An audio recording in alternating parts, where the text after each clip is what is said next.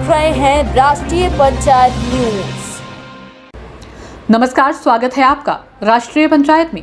लोकसभा निर्वाचन क्षेत्र 5 नगीना से बसपा प्रत्याशी सुरेंद्र पाल सिंह के समर्थन में शनिवार 6 अप्रैल को हिंदू इंटर कॉलेज में बसपा की विशाल जनसभा हुई, जिसमें भारी संख्या में जनसमूह उमड़ा। जनसभा में बसपा के राष्ट्रीय महासचिव आकाश आनंद बतौर मुख्य अतिथि पहुंचे, जहां उन्होंने जनसभा को संबोधित करते हुए भाजपा सरकार पर कई आरोप भी लगाए। भाजपा सरकार को बेरोजगारी और महंगाई के लिए जिम्मेदार ठहराया। दलित, वंचित एवं दबे कुचले वर्ग का शोषण करने वाली सरकार भी बताया। चुनावी मैदान में नगीना से ताल ठोक रहे आजाद समाज पार्टी के राष्ट्रीय अध्यक्ष चंद्रशेखर आजाद पर भी आकाश आनंद खूब बरसे। उन्होंने चंद्रशेखर का नाम लिए बगैर उनकी खूब बखिया उखेड़ी। इशारों में साफ कहा कि चंद्रशेखर बहुजन का विरोधी और भाजपा का एजेंट है। वह कभी बहुजन का हितैषी नहीं हो सकता। उन्होंने कहा कि वह बहुजन युवाओं को भटकाता है, धरने प्रदर्शन करके जाम लगवाता है और उन पर मुकदमे दर्ज करवा देता है। वह युवाओं का भविष्य बर्बाद कर रहा है। सुनिए चुनावी जनसभा को संबोधित करते हुए आकाश आनंद क्या कह रहे हैं। के कार्यकर्ताओं को भटकाने के लिए, डिमोरलाइज करने के लिए विपक्षी पार्टियां किस किस किस्म के हथकंडे अपनाती हैं। एक सबसे आसान और सबसे ज्यादा परेशान करने वाला हथकंडा जो मैंने पर्सनली बहुत बारी सुना और महसूस किया है कि हमारे भोले भाले कार्यकर्ता को ये अफवाह फैलाते हैं, उनके बीच में ये अफवाह फैलाते हैं कि जी हाथी इसलिए नहीं चल पा रहा पिछले कुछ सालों से क्योंकि वो किताब के बोझ से दब चुका है। साथियों, ये किताब का बोझ का जो आरोप हमारे कार्यकर्ताओं के बीच में, ये अफवाह जो हमारे कार्यकर्ताओं के बीच में फैलाई जा रही है, इसको आज मैं सीधे हाथ आप लोगों के बीच में रख के इसको क्लियर करना चाहता हूं। साथियों, पिछले कुछ हफ्तों से इलेक्ट्रल बॉन्ड्स के बारे में न्यूज़ चल रही है। क्या आप लोगों ने इलेक्ट्रल बॉन्ड्स के बारे में खबर सुनी? आप लोगों ने खबर सुनी? अगर जिसने नहीं सुनी, आज मैं कुछ इंपॉर्टेंट पॉइंट्स उसके बारे में आपके सामने रखता हूं। ये हमारे किताब के जो अफवाह फैलाने वाले विपक्षी लोग हैं उनके लिए। साथियों, पिछले 6 साल में 25 राजनीतिक दलों ने तकरीबन 16,500 करोड़ रुपए बड़े बड़े धरना सेठों की कंपनियों से इलेक्ट्रल बॉन्ड यानी चंदे के रूप में लिया। साथियों, इन 25 राजनीतिक दलों में बीजेपी से लेके समाजवादी पार्टी तक सबका नाम सिवाय एक के। क्या आप जानते हैं किस पार्टी का नाम इलेक्ट्रल बॉन्ड्स के चिट्ठे में नहीं आया? साथियों, आपकी बीएसपी सही कहा। एक बार जोर से बोलिए कि कार्यकर्ता यहां पर अपने तन, मन और धन से इस पार्टी को चलाता है, ना कि किसी धरना सेठ के पैसों से। कि भाई साहब, पिछले 10 साल में 65% से ज्यादा स्कूलों में आज एक कंप्यूटर तक नहीं। आप बोलते हैं कि हम डिजिटल इंडिया बनाएंगे, हम बच्चों को एआई के बारे में सिखाएंगे, हम उन्हें सॉफ्टवेयर डेवलपर्स बनाएंगे। कैसे बनाएंगे? आप सरकारी स्कूलों में एक कंप्यूटर नहीं दे सकते। 35% से ज्यादा, 35% से कम स्कूलों में आज भी इंटरनेट कनेक्शन नहीं है। साथियों, ये जो आपको एक दुनिया में वर्ल्ड इकोनॉमी का सपना दिखाते हैं, वो सिर्फ और सिर्फ झूठे वादे हैं। वे पिछले 25 सालों से झूठा वादा दिखाते आए हैं, पहले गुजरात में और अब पूरे भारत में। और आज इसका नुकसान आप लोग नहीं, आपके भविष्य में बच्चे कर चुकाएंगे। साथियों, समय आ गया है उनसे सही सवाल करने का और सही जगह वोट डालने का। भाई, जब पिछले 10 साल से तुम सत्ता में आसीन हो तो उसका जरा रिपोर्ट कार्ड हमें दे दो, उसके बाद हम तुम्हें बताएंगे कि वोट देना है कि नहीं। और इस बारी मैं कुछ मुद्दे आपके बीच में छोड़ के जा रहा हूं जो आप उनसे पूछ सकते हैं। साथियों, पिछले 10 साल से भाजपा केंद्र की सरकार में आसीन है और उनसे आप सिर्फ 3 मुद्दों पे बात कीजिएगा कि भाई तुमने हमारे बच्चों की शिक्षा के लिए क्या किया, उन्होंने हमारे युवा साथियों के रोजगार के लिए क्या किया और हमारे बड़े बुजुर्गों की सुरक्षा के लिए क्या किया। साथियों, मैं ये कुछ पॉइंट्स आप पे छोड़ के जा रहा हूं जो आप उनसे जरूर सवाल कीजिएगा। साथियों, शिक्षा के मामले में बीजेपी की सरकार के नाम क्या क्रेडिट आता है? हर दूसरे तीसरे महीने पेपर लीक की खबरें आती हैं। ये है इनकी शिक्षा। पिछले ही कुछ महीनों में उत्तर प्रदेश में भाजपा की सरकार में कुछ पुलिस कांस्टेबल की पोस्ट के लिए एक एंट्रेंस एग्जाम रखा।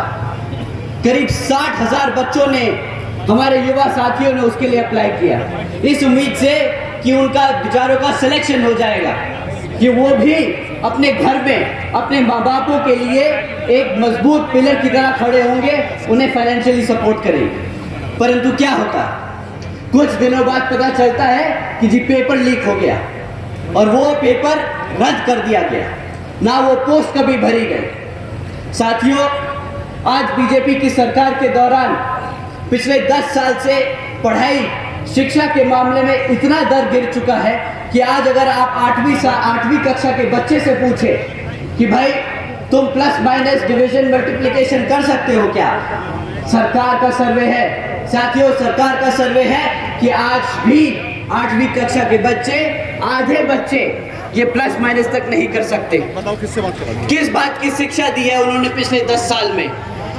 साथियों, अगर आप बोलते हैं कि इंडिया को आप वर्ल्ड में सबसे बड़ी इकोनॉमी बनाने जा रहे हैं, तो उसकी सबसे बड़ी, सबसे बेस फाउंडेशन एजुकेशन होती है, हमारी शिक्षा होती है। और आप अगर भारत से अमेरिका में काम लोगे, अगर आप भारत से चाइना में काम लोगे, अगर आप भारत से यूरोप से काम लोगे, तो आपकी बेसिक एजुकेशन क्या है कि आपको अंग्रेजी बोलनी आनी चाहिए। भैया आप उनसे हिंदी में तो बात नहीं करेंगे ना, आपके बच्चे अंग्रेजी में ही उनसे बात कर पाएंगे। परंतु भाजपा की पिछले 10 साल की सरकार में शिक्षा का इतना बुरा हाल हो चुका है कि आज हमारे बच्चे अंग्रेजी का एक सेंटेंस नहीं बोल पाते। और ये मैं अपने मन से नहीं, सरकार के सर्वे और डेटा रिकॉर्ड से बोल रहा हूं कि पिछले कुछ दिनों में ऐसी खबरें सामने आई हैं जो आप सुन के हैरान होंगे। मैं एक हेडलाइन आपके सामने पढ़ता हूं। 90,000 से ज्यादा पीएचडी स्कॉलर्स, इंजीनियर्स और ग्रेजुएट्स ने एक क्लास 4 की नौकरी के लिए अप्लाई किया। ओपनिंग कितनी थी? 1000 पोस्ट एक क्लास 4 की नौकरी के लिए।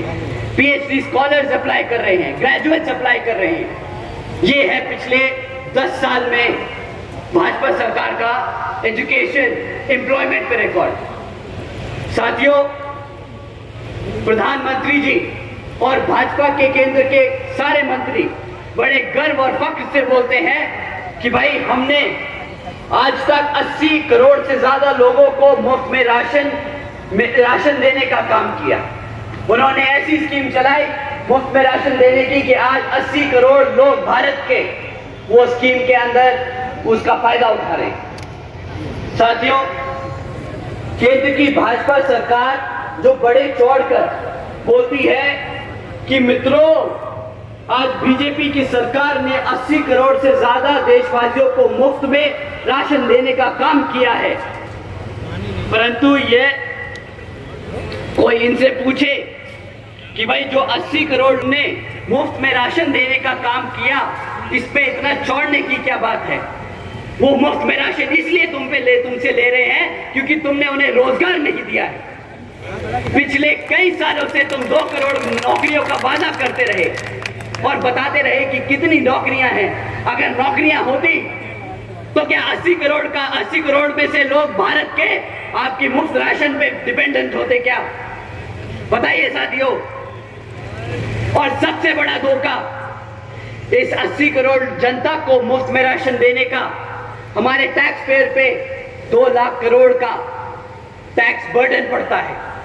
ये खर्चा आपके टैक्स के पैसे से दिया जाता है। अब एक बात सोचिए, 2 लाख रुपए ये केंद्र की सरकार 2,500 रुपए 3,000 रुपए महीना राशन देने में खर्चती है। अगर ये आपको 20,000 रुपए की बेस नौकरी दे देती तो आज भारत की तरक्की 2 लाख के खर्चे से नहीं 20 लाख करोड़ के फायदे से होती। खून दिखा के, इमोशनल करके आपको सड़कों पे ले जा रहा है और बाद में फंसा रहा है। साथियों, सड़क पे लड़कर आपको वोट, आपको आपकी ताकत, आपको सत्ता में आने का मौका नहीं मिलेगा।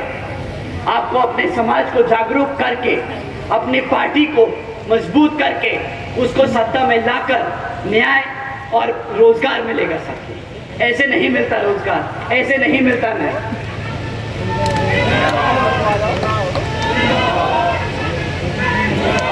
साथियों, अभी पिछले कुछ दिनों में इस व्यक्ति ने अपनी पूरी जी जान लगा दी कि वो इंडिया अलायंस में घुस जाए।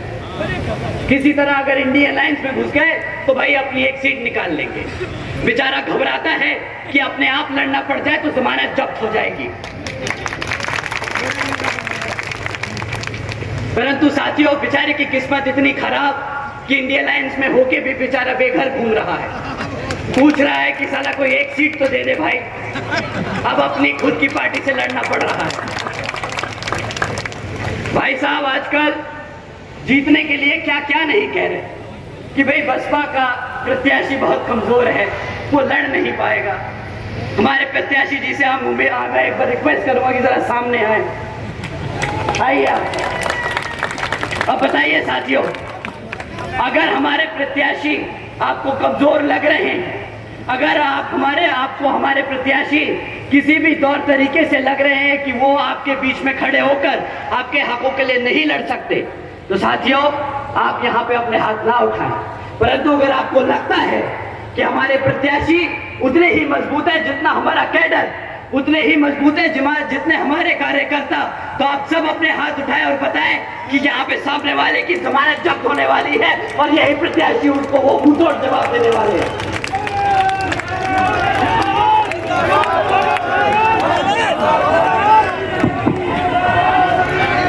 सुरेंद्र पाल, तुम आगे बढ़ो। सुरेंद्र पाल जी आगे बढ़ो। सुरेंद्र पाल जी आगे बढ़ो। साथियों, वो ऐसी ऐसी बेतुकी बातें करता है, जब उसकी और बातें करेंगे तो हमारी बेइज्जती हो जाएगी। तो अब हम इससे आगे बढ़ते। साथियों, जैसा कि आप जानते हैं कि अब लोकसभा आम चुनाव हो रहे हैं, तो ये किसी भी तरीके के कंडे अपनाएंगे, झूठी अफवाह फैलाएंगे। ये बेचारे नीला पटका पहन के आएंगे। अगर उनका नीला पटका फेल हो जाए तो पार्टी का नाम भी बदल लेंगे, हमारे संस्थापक का नाम रख लेंगे। परंतु आपको इनकी बातों में नहीं आना है। ये उतने ही बेकार हैं जितनी कांग्रेस और बीजेपी, जितनी सपा और आरजेडी। साथियों, आपको इन सब से बच के और संभल के रहना। ये बहुत जरूरी है कि आप लोग अपने पार्टी के मूवमेंट को मजबूत करते चले और लोगों में आपके कार्यकर्ता, आपके प्रत्याशी के बारे में सही बातें आगे रखते रहें और सबको बताते रहें कि आपको इस बारी हाथी के सामने वाला बटन दबाकर यहाँ पर बहन जी के हाथ मजबूत करने का काम करना। साथियों, आगे की 3 लाइनें मैं वो बोल रहा हूं जो बहन जी ने मुझसे बोला लिखा बोलने को। साथियों, ये मैं बहन जी के शब्द आपसे दोहरा रहा हूं। बहन जी ने कहा कि उनकी खास तौर से आदरणीय बहन जी की अपील है कि इस समय देश में हो रहे लोकसभा आम चुनाव में आप सभी लोगों को हर मोर्चे पे सावधान रहना होगा। आप लोगों का वोट बहुत कीमती है। आपका वोट कोई खरीद ना सके, आपका वोट कोई लूट ना सके, आपका वोट कोई किसी तरह कब्जा ना सके। साथियों, जाति बिरादरी, धन बल, मंदिर मस्जिद या किसी भी विभिन्न आदि के नाम पर कोई स्वार्थी अपने जाल में फंसाकर आपका वोट का कोई दुरुपयोग ना कर ले, क्योंकि देश के हर एक महिला पुरुष व सभी युवा साथियों को आदरणीय बाबा साहब डॉक्टर भीमराव अंबेडकर जी के दिए हुए इस वोट की ताकत को आप ज़ाया ना करें। साथियों, अब अंत में मैं अपनी बात खत्म करने से पहले मैं आप सभी को अपने महान सभी संतों, गुरुओं व महापुरुषों को, जिसमें खासकर महात्मा ज्योतिबा फूले, छत्रपति शाहू जी महाराज, नारायण गुरु पेरियार रामास्वामी जी, बाबा साहब डॉक्टर भीमराव अंबेडकर जी एवं मान्यवर साहब श्री काशीराम जी को नमन करता हूँ। आप सभी का मैं एक बार फिर से दिल से धन्यवाद करता हूँ कि आप सब आज इतनी बड़ी संख्या में यहाँ इकट्ठे हुए और यहाँ पे हम सबको सुनने आए, तो आप सभी का मैं तहे दिल से धन्यवाद करता हूँ। यहाँ मौजूद सभी मीडिया बंधु, हमारे BVF के नौजवान साथी, हमारे स्टेट के कमेटी के सभी जिम्मेदार पदाधिकारी एवं कार्यकर्तागण, आप सभी का भी मैं तहे दिल से धन्यवाद करता हूँ। और साथियों, आने वाले लोकसभा आम चुनाव में आप हाथी वाले निशान के सामने वाला बटन दबाकर यहाँ BSP को विजय बनाएं और बहन जी के हाथ मजबूत करें। जय भीम, जय भारत। आकाश आनंद की जनसभा में पहुंची भारी भीड़ बसपा प्रत्याशी को कितना पसंद करती है, ये बात 19 अप्रैल को होने वाली मतदान के दिन EVM में कैद हो जाएगी और 4 जून को जब काउंटिंग होगी तो फैसला हो जाएगा कि आकाश आनंद की बातों का जनसभा में पहुंची भीड़ पर क्या असर हुआ था। यदि 4 जून को सुरेंद्र पाल सिंह के सिर जीत का सेहरा बंधा तो जाहिर है कि आकाश आनंद और बसपा के दिग्गज नेताओं को बसपा का आम वोटर आज भी चाहता है। वोटिंग के दौरान बसपा के हाथी पर दबाकर बटन दबाता है। तब तक बने रहिए राष्ट्रीय पंचायत के साथ।